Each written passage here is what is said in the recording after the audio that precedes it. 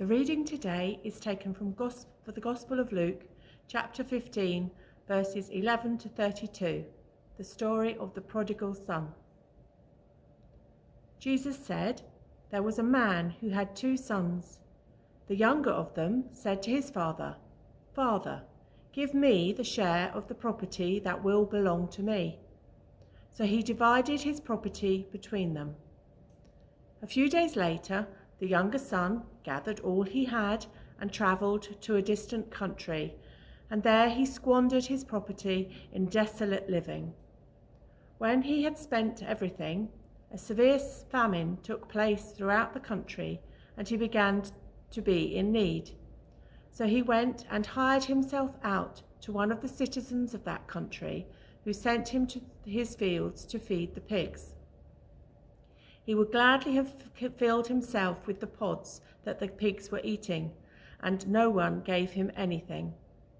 But when he came to himself, he said, 'How many of my father's hired hands have bread enough and to spare, but here I am dying of hunger.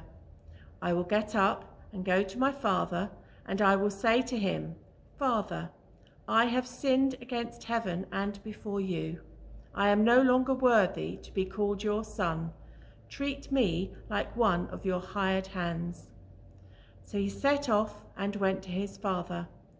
But while he was still far off, his father saw him and was filled with compassion. He ran and put his arms around him and kissed him. Then the son said to him, 'Father, I have sinned against heaven and before you. I am no longer worthy to be called your son.' But the father said to his slaves, 'Quickly, bring out a robe, the best one, and put it on him. Put a ring on his finger and sandals on his feet. And get the fatted calf and kill it, and let us eat and celebrate. For this son of mine was dead and is alive again. He was lost and is found.' And they began to celebrate. Now his elder son was in the field, and when he came and approached the house, he heard music and dancing. He called one of the slaves and asked what was going on. He replied, 'Your brother has come, and your father has killed the fatted calf because he has got him back safe and sound.' Then he became angry and refused to go in.